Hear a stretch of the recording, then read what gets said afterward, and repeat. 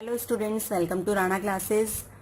तो आज मैं क्लास 10 फिज़िक्स में आपके लिए इम्पॉर्टेंट फॉर्मूले जो हमने फिज़िक्स में चैप्टर नंबर फर्स्ट इलेक्ट्रिसिटी हमने थ्योरी वाइज पूरा कंप्लीट कर लिया है, कुछ न्यूमेरिकल्स भी कर लिए हैं।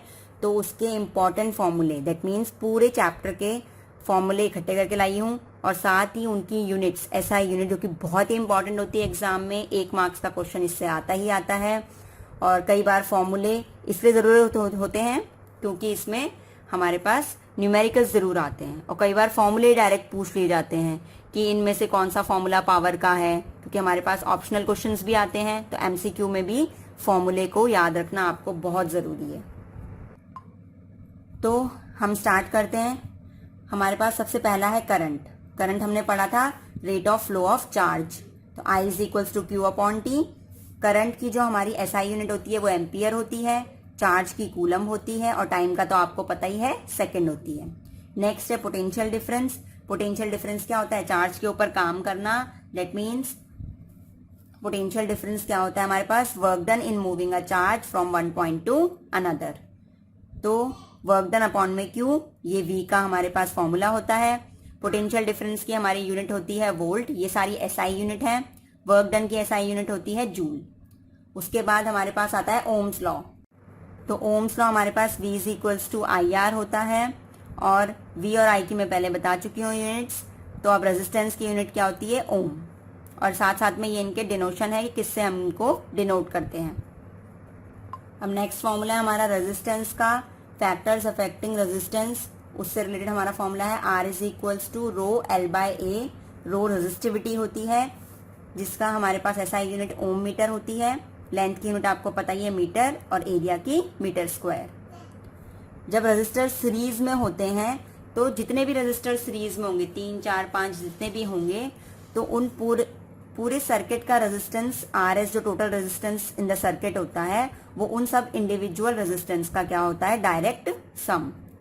अब अगर रेजिस्टेंस पैरेलल में होंगे तो जो हमारे पास टोटल रेजिस्टेंस होता है सर्किट का RP, तो वो क्या होता है? 1 upon RP is equals to 1 upon R1 plus 1 upon R2 plus 1 upon R3। Reciprocals का सम, इंडिविजुअल रेजिस्टेंस के रेसिप्रोकल का सम। उसके बाद नेक्स्ट फॉर्मूला है हीट। हीट हमारी होती है H is equals to VIT और H is equals to I square RT। ये दो फॉर्मूले हमारे हीट के होते हैं और हीट की यूनिट होती है जूल। अब नेक्स्ट है हमारा power. P is equals to VI, P is equals to I square R और P is equals to V square upon R। तीनों फॉर्मूले इंपॉर्टेंट है, किसी को भी स्किप नहीं करना है आपने। न्यूमेरिकल किसी से भी आ सकता है और डायरेक्ट एमसीक्यू में इनका फॉर्मूला भी पूछ सकते हैं। तो पावर की जो यूनिट हमारी होती है वो होती है वॉट होती है। तो ये कुछ इंपॉर्टेंट फॉर्मूले थे, इनसे रिलेटेड आपके क्वेश्चंस एग्जाम में जरूर बनते हैं, तो इनको याद रखिएगा। तो अब हम कुछ इंपॉर्टेंट न्यूमेरिकल्स कर लेते हैं। कुछ न्यूमेरिकल्स तो हमने टॉपिक करते करते ही कर लिए थे, कुछ एक्स्ट्रा न्यूमेरिकल्स और कर लेते हैं। एनसीईआरटी की एक्सरसाइज का क्वेश्चन नंबर 8 है ये। तो ये क्वेश्चन में क्या कह रहा है? When a 12 volt battery is connected across an unknown register. एक अननोन रजिस्टर है, हमें नहीं पता उसकी रेजिस्टेंस कितनी है। 12 वोल्ट की बैटरी उसके साथ हमने कनेक्ट की है। There is a current of 2.5 milli ampere का करंट है सर्किट के अंदर। Find the value of resistance. हमें रेजिस्टेंस की वैल्यू कैलकुलेट करनी है। तो सबसे पहले जो गिवन है वो लिख लीजिए। गिवन हमारे पास क्या है? V हमारे पास 12V है और करंट हमारे पास है 2.5 मिली एम्पियर। ध्यान रखिएगा, हमें एम्पियर में करंट चाहिए होती है, यहाँ पे मिली में दी है। तो 2.5 मिली के लिए हम क्या करते हैं? 10 टू द पावर -3। अब कुछ मैं आपको बताती हूँ कि अगर मिली एम्पियर दिया हो तो होता है 10 टू द पावर -3 एम्पियर, चाहे वो मिनी वोल्ट दिया हो, मिली वोल्ट दिया हो, कुछ भी दिया हो। अगर मिली में कोई भी चीज है तो उसको मल्टीप्लाई करते हैं हम 10 टू द पावर -3 से। माइक्रो में कोई भी चीज है, अगर माइक्रो लगा है तो हम उसे मल्टीप्लाई करते हैं 10 टू द पावर -6 से। अगर नैनो में है, नैनो में कोई चीज है तो 10 की पावर -9 से मल्टीप्लाई करते हैं। ठीक है, मेन यही इंपॉर्टेंट है। इनमें से अगर कुछ भी आ गया तो आप यूज कर सकते हैं ये। तो ये हमारे पास एम्पियर में चेंज हो गया, मिली एम्पियर से किस में चेंज कर दिया? एम्पियर में चेंज कर दिया। अब उसके बाद I आ गया, हमें क्या कैलकुलेट करना है? R। हमें पता है हमें by ohm's law V is equals to क्या होता है, आई आर होता है। तो R क्या हो जाएगा हमारे पास, V अपॉन आई। तो V की वैल्यू हमारे पास 12 है और I की वैल्यू हमारे पास है 2.5 इंटू में 10 टू द पावर -3। अब उसके बाद हमें पता है नेगेटिव पावर अगर ऊपर जाएगी तो कैसी हो जाएगी, पॉजिटिव। तो ये हो जाएगा 12, ऊपर जाएगी तो क्या हो जाएगी, +3 अपॉन में 2.5। पॉइंट हटेगा तो क्या लगेगा, 0। तो ये आ गया 120 इंटू में 10 की पावर 3 मतलब 1000 अपॉन में 25। हमें पता है 25 वन जा 25, 4 जा 100 होता है, इंटू में 0। अब ये आ गया आपके पास 0 0, 2 तो 0 हो गए, 12 4 जा 48। रेजिस्टेंस है तो क्या आ जाएगा, ओम। तो ये आ गया हमारे पास 8 क्वेश्चन का आंसर। अब हम क्वेश्चन नंबर 11 करते हैं। ये क्वेश्चन बहुत ही इंपॉर्टेंट है, कई बार इस टाइप के क्वेश्चन आपके एग्जाम में आपको देखने को मिलेंगे। अब क्वेश्चन क्या बोल रहा है, show how would you connect 3 resistors. हमारे पास 3 रेजिस्टर्स हैं, that means we have 3 resistors. हमें इनको कनेक्ट करना है, हमें नहीं पता सीरीज में करना है, पैरेलल में करना है, कैसे करना है। मान लिया एक R1 है, एक R2 है और एक R3 है। ईच ऑफ रेजिस्टेंस 6 ओम। हर एक की रेजिस्टेंस कितनी दी है, हमें 6 ओम दी है। आप इसे किस तरीके से कनेक्ट करेंगे अगर सबकी रेजिस्टेंस 6 ओम है, so that the combination has a resistance, कि इनके कॉम्बिनेशन का मतलब तीनों को अगर हम कंबाइन करें, चाहे वो सीरीज में करें, पैरेलल में करें या कैसे भी करें, कि आंसर 9 आए और 4 आए। ठीक है, अब हमें देखना है कि एग्जामिनर ने इनको या फिर क्वेश्चन जिसने बनाया है उसने इनको किस तरीके से कनेक्ट किया है कि हमारा आंसर 9 और 4 आए। ठीक है, 2 चीजों में नॉर्मली पता होती हैं, आप इनको पहले साइड में करके देखेंगे रफ में। 2 चीजें आपको नॉर्मली पता होती है, अगर ये सीरीज में होंगे तीनों कनेक्टेड तो 6 + 6 + 6 होगा, जो हमारा टोटल रेजिस्टेंस आता है वो क्या होता है, डायरेक्ट सम, मतलब 18। तो 18 तो नहीं है आंसर, दैट मीन्स उन्होंने तीनों सीरीज में तो नहीं है। दूसरा, अगर तीनों पैरेलल में होते, तीनों पैरेलल में होंगे तो 1/6 + 1/6 + 1/6, ये होता 1/RP। तो ये क्या हो जाएगा, कितना हो जाएगा, ये 3/6। तो ये हो जाएगा 1/2। तो क्रॉस मल्टीप्लाई 1/RP आ गया, 1/2 क्रॉस मल्टीप्लाई करेंगे तो RP की वैल्यू आएगी 2। तो 2 भी नहीं है हमारा आंसर। दैट मीन्स ना ये तीनों सीरीज में है ना ये तीनों पैरेलल में है, मतलब इन्होंने कुछ और किया है। हो सकता है एक सीरीज में हो, बाकी 2 क्या हो उसके साथ, पैरेलल में हो। समझ में आया, हो सकता है उसने एक सीरीज में लगाया हो, बाकी 2 उसके साथ कैसे लगाए हो, पैरेलल में। मतलब ये 6 और ये भी 6, ये भी 6। अगर ये दोनों पैरेलल में है तो पहले इनका आंसर निकाल लीजिए, 1/6 1/6। ठीक है, कितना हो जाएगा ये, 2/6। यहां से आ जाएगा RP, RP तो निकलेगा यहां से, पैरेलल का है ये, तो ये आ जाएगा हमारे पास 1/3। ठीक है, 1/3 मतलब 1/RP इज इक्वल्स टू 1/3 का मतलब ये क्या आ गया हमारे पास, RP की वैल्यू 3। तो इसको कैलकुलेट करके आया 3 और ये 6, कितना हो जाएगा अब ये जो है वो इनके साथ क्या है, ये पूरा एक आएगा ना, क्या है ये सीरीज में, तो ये 6 आ गया, इनका आंसर आ गया 3। तो 6 और 3 कितना होता है, 9। दैट मीन्स फर्स्ट आंसर मिला हमें।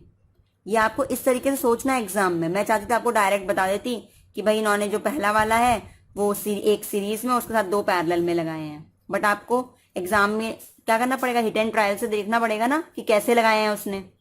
तो एक तो हमें मिल गया फर्स्ट पार्ट।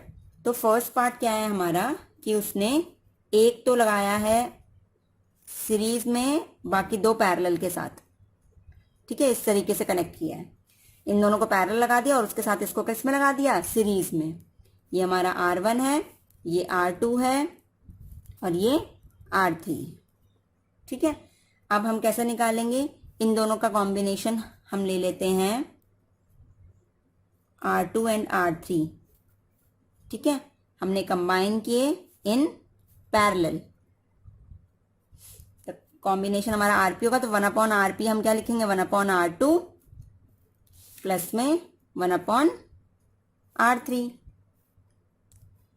तो 1/6 + 1/6 जो हम साइड में कर चुके हैं, तो ये आ जाएगा 2/6, कैंसिल करेंगे तो 1/3, 2 1 2, 2 3 6।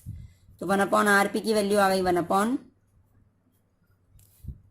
3, तो आरपी आ जाएगा यहाँ से 3। तो ये आ गया पूरा आरपी, इनका कॉम्बिनेशन था आरपी, आरपी आ गया ये। तो R1 and RP are in series. अब ये दोनों किस में है? सीरीज में है। तो जो हमारे पास टोटल रेजिस्टेंस आएगी वो क्या आ जाएगी? R1 प्लस आरपी, क्योंकि हमें पता है सीरीज में क्या होता है? Direct sum. तो 6 + 3 = 9। मतलब हम क्या लिखेंगे? इन फर्स्ट कॉम्बिनेशन जो हमारा R1 है, मतलब जो फर्स्ट है हमारे पास रेजिस्टेंस है, वो बाकी दोनों के साथ, बाकी दोनों पैरेलल में और इसके साथ क्या लगी है? सीरीज में लगी हुई है। तो पहला हो गया। अब हमें नेक्स्ट देखना है 4 कैसे आया होगा। तो अब 4 के लिए अगर आप सोचेंगे तो पहले आप रफ में जाइए, सोचिए खुद ही। हमने तीनों सीरीज के केसेस ले लिए, वो हमारा कैंसिल हो गया था, ठीक है। फिर हमने क्या करा? तीनों हमने क्या ले लिए थे? पैरेलल के केसेस ले लिए थे, वो भी हमारा कैंसिल हो गया था। उसके बाद हमने इसको इनके साथ ले लिया इस तरीके से, वो हमारा ओके हो गया। अब चौथा क्या हो सकता है भाई? 2 पैरेलल में 1 सीरीज में। अब चौथा हो सकता है 2 सीरीज में और उनके साथ ये वाला पैरेलल में। ये दोनों सीरीज में हो गए और जो इनका आंसर आएगा इसके साथ क्या हो जाएगा? पैरेलल में। चौथा ये केस तो बचा और कोई केस ही नहीं बचा, ठीक है। तो अब जो हमारे पास ऑप्शन है वो क्या है? वो इस तरीके से है। ये करके दिखाना पड़ेगा आपको एग्जाम में कि ये हमारे पास R1 = 6 ohm, R1 = 6 ohm, sorry R2 and that is R3 = 6 ohm. तो अब इसे कैसे लिखोगे आप? R1 and R2 are in series, so combination जो है, कॉम्बिनेशन R' हमने मान लिया, combination of R1 and R2।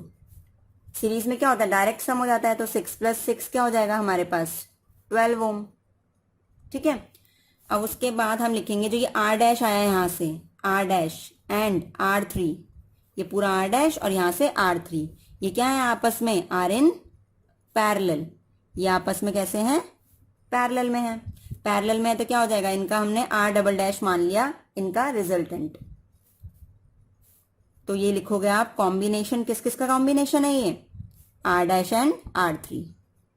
तो 1/R", यही होता है पैरेलल केस में, = 1/R' + 1/R3। अब पैरेलल का केस आ गया तो 1/R' हमारे पास कितना आ गया? 12 आ गया। और ये कितना है? R3 6 है। तो एलसीएम लेंगे तो 12 आएगा। इधर 1 6 की टेबल में 2 टाइम्स आता है तो ऊपर 2 से मल्टीप्लाई करेंगे तो 2। ये आ गया 3/12। 3 1 = 3, 3 4 = 12। तो 1/R" = 1/4। क्रॉस मल्टीप्लाई किया, R" की वैल्यू कितनी आ गई? 4। और नेक्स्ट आंसर हमें क्या चाहिए था? 4 ही तो चाहिए था। दैट मीन्स ये कॉम्बिनेशन कैसा है? 2 सीरीज में और तीसरा वाला उनके साथ पैरेलल में, ठीक है। आई होप आपको ये समझ में आ गया होगा। चैनल को सब्सक्राइब करना ना भूलें और वीडियो को लाइक शेयर जरूर करें। अब एनसीईआरटी की बुक का 16 क्वेश्चन करते हैं। मैं वही क्वेश्चंस करा रही हूँ जो बहुत ही इंपॉर्टेंट है, या बोर्ड में इस टाइप के क्वेश्चंस पहले आ चुके हैं। तो अब देखिए ये क्वेश्चन है, विच यूजेज मोर एनर्जी? किसमें ज्यादा एनर्जी लग रही है? A 250 watt TV set in 1 hour. अगर हम किसी टीवी को 1 घंटा चलाएंगे और वो कितने वॉट पावर का है? 250 वॉट का। या फिर हम किसी टोस्टर को 10 मिनट्स चलाएं और वो 1200 वॉट का है। अब देखना कि इनमें से किसमें ज़्यादा एनर्जी लग रही है। आपको पता है कि एनर्जी = होता है P × में T। ये भी एक इम्पॉर्टेंट फॉर्मूला है, नोट कर लीजिएगा। E = P × में T, एनर्जी = P × T। तो ये फॉर्मूला है हमारे पास। अब उसके बाद P हमारे पास वॉट में दे रखा है, T टाइम हमारे पास किस में होना चाहिए? सेकेंड्स में। तो हमारे पास एनर्जी आ जाएगी। या फिर आप टाइम, इसमें आवर दिया, इसमें मिनट दिया, दोनों को ही किस में कन्वर्ट कर लीजिएगा? आवर में, ठीक है। तो आपको जस्ट क्या करना है? कंपेयर करना है कि कौन ज़्यादा है कौन कम है। तो फर्स्ट केस हम लेते हैं, इसमें टीवी सेट हमने लिया है तो हमारे पास पावर है 250 वॉट और टाइम है हमारे पास 1 आवर। 1 आवर को 1 आवर ही रहने देते हैं, मिनट को हम चेंज कर लेंगे आवर में। तो E = P × में T होता है। तो 250 × में 1 = 250। ये तो आ गई हमारे पास क्या, एनर्जी। अब उसके बाद सेकंड हम देखते हैं, हमारे पास टोस्टर है। टोस्टर के लिए E is equals to P की वैल्यू कितनी है हमारे पास, 1200, और टाइम है हमारे पास 10 मिनट्स।